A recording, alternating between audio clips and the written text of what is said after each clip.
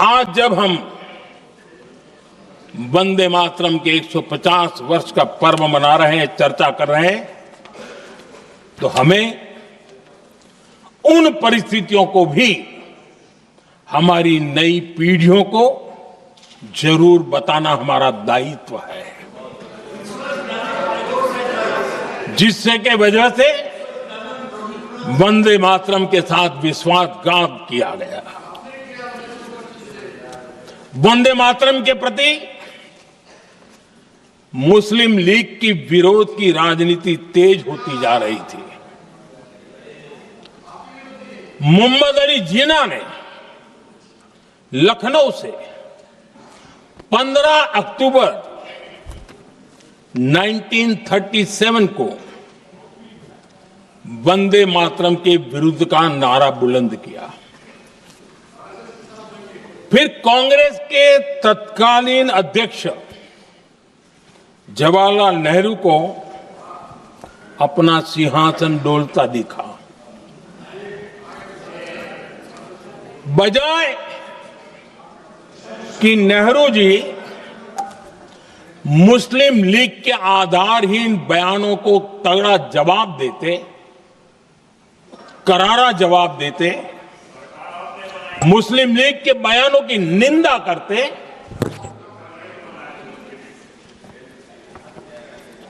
और वंदे मातरम के प्रति खुद की भी और कांग्रेस पार्टी की भी निष्ठा को प्रकट करते हैं,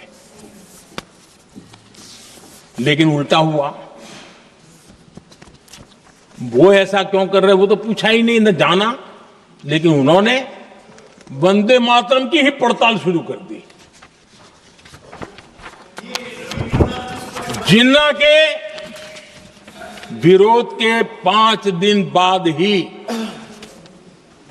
20 अक्टूबर को नेहरू जी ने नेताजी सुभाष बाबू को चिट्ठी लिखी। उस चिट्ठी में जिन्ना की भावना से नेहरू जी अपनी सहमति जताते हुए कि वंदे मातरम की, ये जो उन्होंने सुभाष बाबू को लिखा है, वंदे मातरम की आनंद मठ वाली पृष्ठभूमि मुसलमानों को इरिटेट कर सकती है। मैं नेहरू जी का कोट पढ़ता हूं। नेहरू जी कहते हैं, मैंने वंदे मातरम गीत का बैकग्राउंड पढ़ा है।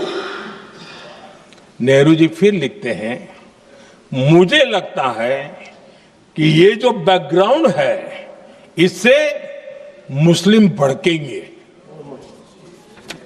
साथियों, इसके बाद कांग्रेस की तरफ से बयान आया कि 26 अक्टूबर से कांग्रेस कार्य समिति की एक बैठक कोलकाता में होगी, जिसमें वंदे मातरम के उपयोग की समीक्षा की जाएगी। बंकिम बाबू का बंगाल, बंकिम बाबू का कोलकाता, और उसको चुना गया और वहां पर समीक्षा करना तय किया। पूरा देश हतप्रभ था, पूरा देश हैरान था। पूरे देश में देशभक्तों ने इस प्रस्ताव के विरोध में देश के कोने कोने में प्रभात फेरियां निकाली, वंदे मातरम गीत गाया, लेकिन देश का दुर्भाग्य कि 26 अक्टूबर को कांग्रेस ने वंदे मातरम पर समझौता कर लिया।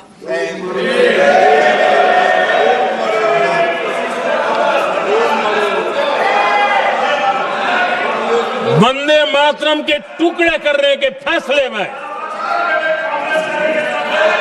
वंदे मातरम के टुकड़े कर दिए। उस फैसले के पीछे नकाब ये पहना गया, चोला ये पहना गया कि ये तो सामाजिक सद्भाव का काम है।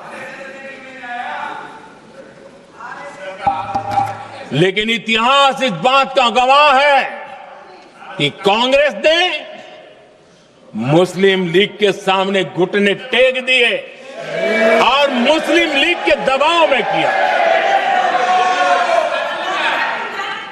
और कांग्रेस का ये तुष्टीकरण की राजनीति को साधने का एक तरीका था। आदरणीय अध्यक्ष जी, तुष्टीकरण की राजनीति के दबाव में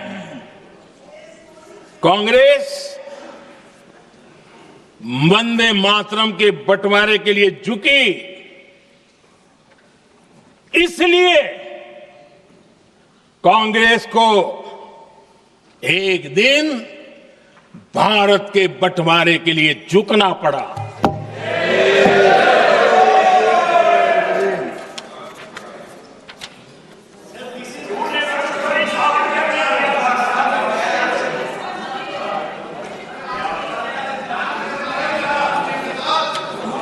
मुझे लगता है कांग्रेस ने आउटसोर्स कर दिया है।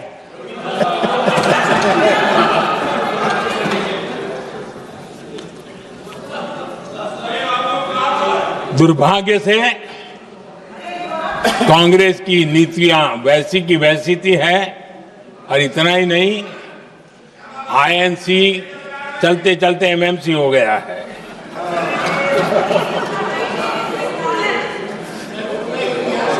आज भी कांग्रेस और उसके साथी और जिन जिन के नाम साथ कांग्रेस जुड़ा हुआ है, सब वंदे मातरम पर विवाद खड़ा करने की कोशिश करते हैं। आदरणीय अध्यक्ष महोदय, किसी भी राष्ट्र का चरित्र, उसकी जीवटता, उसके अच्छे कालखंड से ज्यादा जब चुनौतियों का कालखंड होता है, जब संकटों का कालखंड होता है, तब प्रकट होती है, उजागर होती है और सच्चे अर्थ में कसौटी से कसी जाती है। जब कसौटी का काल आता है, तब ही ये सिद्ध होता है कि हम कितने दृढ़ हैं, कितने सशक्त हैं, कितने सामर्थ्यवान हैं। 1947 में देश आजाद होने के बाद देश की चुनौतियां बदली, देश की प्राथमिकताएं बदली, लेकिन देश का चरित्र, देश की जीवटता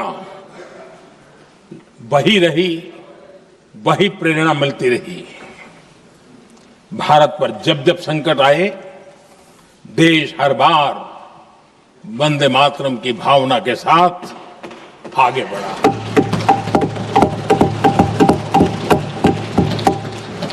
बीच का कालखंड कैसा गया जाने दो, लेकिन आज भी 15 अगस्त 26 जनवरी की जब बात आती है, हर घर तिरंगा की बात आती है, चारों तरफ भाव दिखता है, तिरंगे झंडे फहरते। एक जमाना था जब देश पर खाद्य का संकट आया, वही वंदे मातरम का भाव था। मेरे देश के किसानों ने अंदर के भंडार भर दिए, और इसके पीछे भाव वही है, वंदे मातरम। जब देश की आजादी को कुचलने की कोशिश हुई, संविधान के पीठ पे छुरा भोंक दिया गया, आपातकाल थोप दिया गया, यही वंदे मातरम की ताकत थी कि देश खड़ा हुआ और परास्त करके रहा।